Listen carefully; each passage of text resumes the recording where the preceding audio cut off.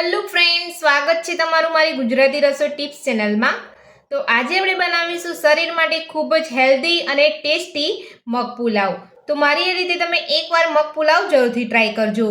ખાવામાં પણ એકદમ સ્વાદિષ્ટ લાગે છે અને ખૂબ ઓછી મહેનતની અંદર બની જતો હોય છે। તો ચલો આપણે મગ પુલાવ બનાવવાનું શરૂ કરીએ। તો મગ પુલાવ બનાવવા માટે મેં અહીંયા પલાળેલા મગ લીધા છે। તો મેં અહીંયા મગને ઓવરનાઇટ પલાળી રાખ્યા હતા અને મગ પણ આપણે એકદમ સરસ અહીંયા પલળી ગયા છે। અને સાથે જ આપણે અહીંયા પુલાવ બનાવવા માટે અહીંયા બાસમતી ચોખા લીધા છે। તો તમે મગ પુલાવ બનાવવા માટે તમે સાદા ચોખા પણ લઈ શકો છો। તો સૌથી પહેલા આપણે પુલાવ બનાવવા માટે ચોખાને 2 થી 3 પાણીએ ધોઈ અને અડધો કલાક માટે પલાળી રાખીશું અને મગને આપણે કુકરની અંદર લઈ અને બાફી લઈશું।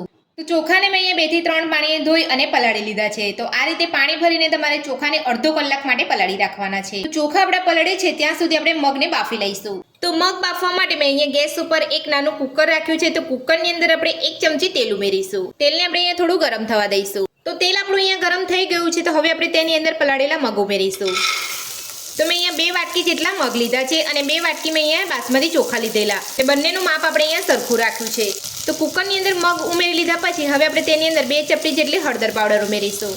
સાથે જ આપણે નાની અડધી ચમચી મીઠું ઉમેરીશું। બધું સરસ મિક્સ કરી લઈશું।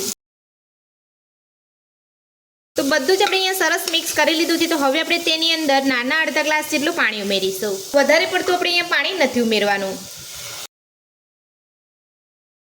તો પાણી ઉમેરીને આપણે અહીંયા બધું મિક્સ કરી લીધું છે। તો હવે આપણે ગેસની ફૂલ ફ્લેમ પર 2 વિસલ કરી લઈશું।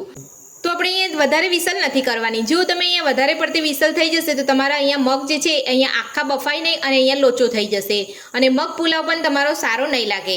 એટલે આપણે અહીંયા 2 જ વિસલ થવા દઈશું। તો હવે આપણે ગેસની ફૂલ ફ્લેમ પર 2 વિસલ કરી લઈશું। તો ચોખાને પલાળી અહીંયા અડધો કલાક જેટલો સમય થઈ ગયો છે અને તમે જોઈ શકો છો ચોખા આપણા એકદમ સરસ પલળી ગયા છે। તો હવે આપણે ચોખામાંથી પાણી કાઢી અને ચોખાને બાફી લઈશું।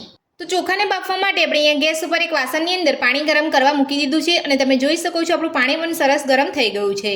તો હવે આપણે તેની અંદર સ્વાદ પ્રમાણે મીઠું ઉમેરી લઈશું। સાથે જ નાની 1 ચમચી જેટલું તેલ ઉમેરીશું। તો તેલ ઉમેરવાથી આપણા ભાત એકદમ સરસ છૂટા બનશે। સાથે જ આપણે 4 થી 5 લીંબુના ટીપા ઉમેરીશું। આ રીતે લીંબુનો રસ ઉમેરવાથી આપણા ભાત એકદમ સફેદ બનશે।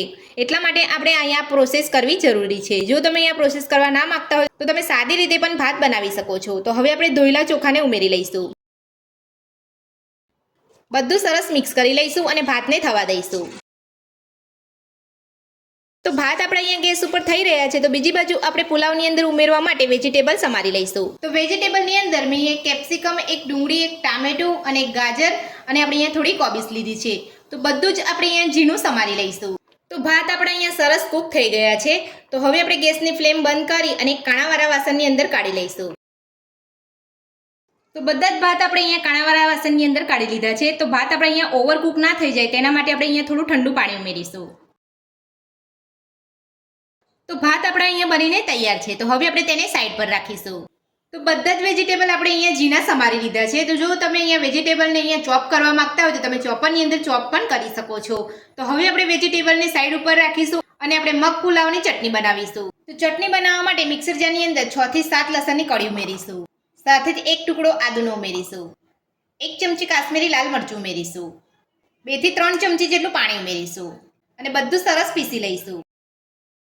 તો બધું જ આપણે અહીંયા પીસી લીધું છે। તો હવે આપણે ચેક કરી લઈશું। તો તમે જોઈ શકો છો એકદમ સરસ ચટણી અહીંયા પીસાઈ ગઈ છે। તો હવે આપણે મગ પુલાવ બનાવવાનું શરૂ કરીશું। તો મગ પુલાવ બનાવવા માટે મેં અહીંયા ગેસ ઉપર એક મોટી કઢાઈ રાખી છે। તો કઢાઈની અંદર આપણે 4 મોટી ચમચી જેટલું તેલ ઉમેરીશું। તેલને ગરમ થવા દઈશું। તો તેલ આપણું અહીંયા ગરમ થઈ ગયું છે। તો હવે આપણે તેની અંદર નાની 1 ચમચી જીરું ઉમેરીશું। સાથે જ 1 તજનો ટુકડો ઉમેરીશું। 3 લવિંગ ઉમેરીશું અને તમાલપત્ર ઉમેરીશું। ઝીણી સમારેલી ડુંગળી ઉમેરીશું। ડુંગળીને ગેસની ફૂલ ફ્લેમ પર 1 મિનિટ માટે સાતરી લઈશું। તમે આખા મસાલા ના ઉમેરવા માંગતા હોય તો સ્કીપ પણ કરી શકો છો, પણ આ રીતે તમે આખા મસાલા ઉમેરશો તો તમારા પુલાવમાં આખા મસાલાનો ફ્લેવર એકદમ સરસ આવશે અને તમારો ટેસ્ટી પુલાવ બનીને તૈયાર થશે। 1 મિનિટ જેટલો સમય થઈ ગયો છે અને આપણી ડુંગળી અહીંયા થોડી સતળાઈ ગઈ છે। તો આપણે અહીંયા ડુંગળીને ગોલ્ડન બ્રાઉન નથી કરવાની, અહીંયા 1 મિનિટ જેટલી સાતળવાની છે। આપણે બીજા વેજીટેબલ પણ ઉમેરીને સાતળીશું એટલે બધા જ વેજીટેબલ આપણે એકદમ સરસ રીતે સતળાઈ જશે। તો હવે આપણે ઝીણી સમારેલી કોબીજ ઉમેરીશું। સાથે ઝીણા સમારેલા ગાજર ઉમેરીશું।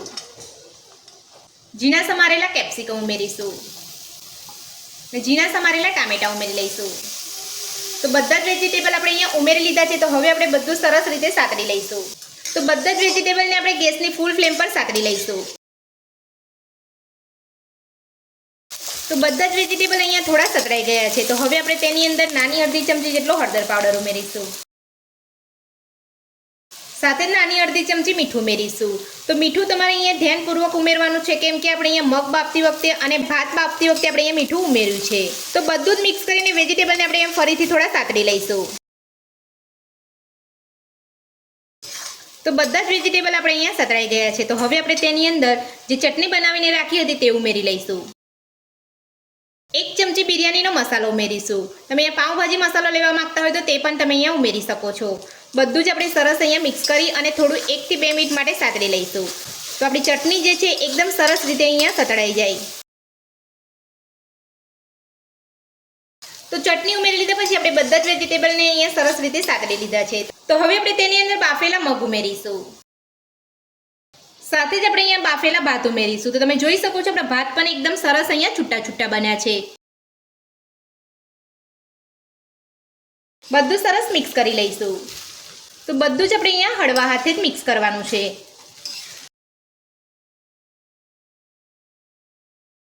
તો મગ અને ભાત ઉમેરીને આપણે અહીંયા બધું સરસ મિક્સ કરી લીધું છે અને તમે જોઈ શકો છો જોતા જ ખાવાનું મન થઈ જાય તેવો આપણો મગ પુલાવ અહીંયા બન્યો છે. તો હવે આપણે તેને ઢાંકણ ઢાંકીને 1 થી 1.5 મિનિટ માટે થવા દઈશું. તો આ રીતે આપણે અહીંયા ઢાંકીને રહેવા દઈશું. તો આપણો મગ પુલાવની અંદર મસાલા એકદમ સરસ રીતે ભળી જશે અને આપણો પુલાવ પણ એકદમ સરસ બનીને તૈયાર થશે. તો પુલાવને ઢાંકી અહીંયા 1.5 થી 2 મિનિટ જેટલો સમય થઈ ગયો છે. તો હવે આપણે ચેક કરી લઈશું. તો તમે જોઈ શકો છો આપણો પુલાવ એકદમ સરસ બન્યો છે. તો એકદમ ટેસ્ટી મગ પુલાવ આપણો બનીને તૈયાર છે. હવે આપણે તેની અંદર લીલા ધાણા ઉમેરીશું અને બધું સરસ મિક્સ કરી લઈશું. તો ધાણા ઉમેરીને આપણે એ બધું સરસ મિક્સ કરી લીધું છે. તો હવે આપણે મગ પુલાવને સર્વ કરી લઈશું. તો એકદમ ટેસ્ટી અને હેલ્ધી આપણો મગ પુલાવ બનીને તૈયાર છે.